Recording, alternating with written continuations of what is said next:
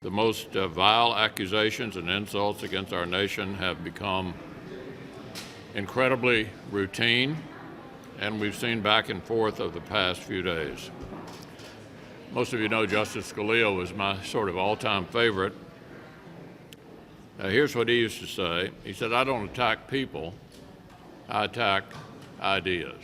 And I think that's a good lesson for all of us. From the President to the Speaker to freshman members of the House, all of us have a responsibility to elevate the public discourse. Our words do matter.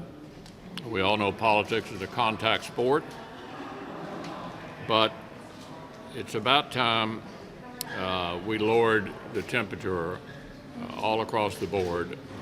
All of us ought to contribute to a better level of discourse. You're married to an immigrant who's a naturalized U.S. citizen. Someone were to say to her she should go back to her country because of her criticism of federal policies. Wouldn't you consider that a racist attack?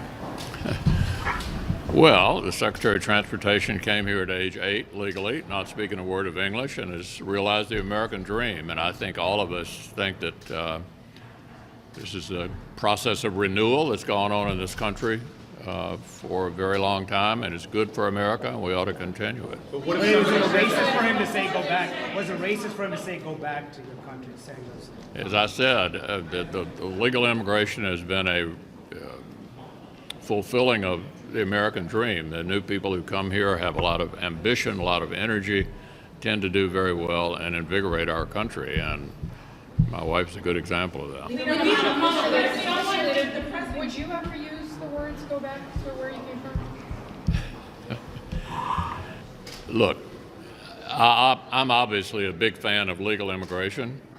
It's been a big part of my family for a quarter of a century.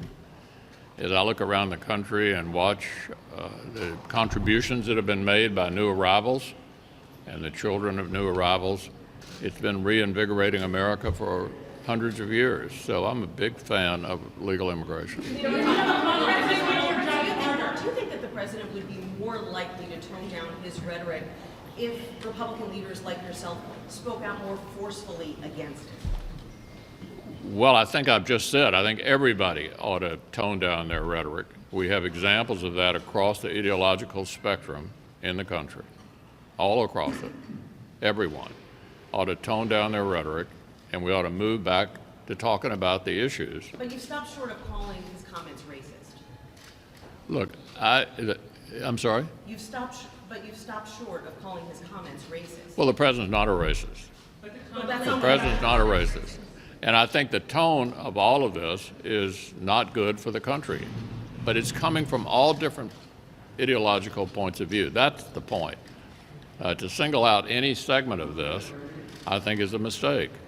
There've been this kind of rhetoric from a whole lot of different sources all across the ideological spectrum in our country.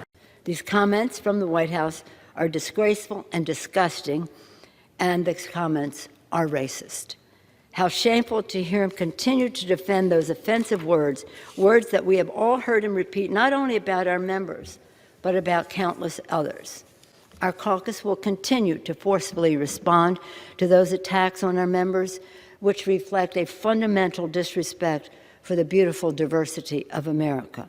There is no place anywhere for the president's words, which are not only divisive, but dangerous, and have legitimized and increased fear and hatred of new Americans and people of color. It's so sad because you would think that there would be a given that we would universally in this body just say, of course, of course.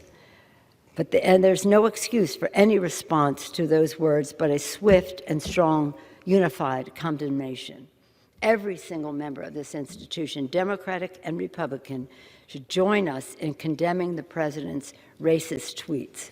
To do anything less would be a shocking rejection of our values and a shameful abdication of our oath of office to protect the American people. I urge a unanimous vote and yield back the balance of my I was just going to give the General Speaker of the House if she would like to rephrase that comment.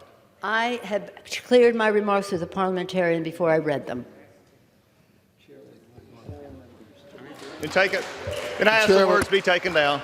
I make a point of order. The gentlewoman's words are unparliamentary and ready to be taken down.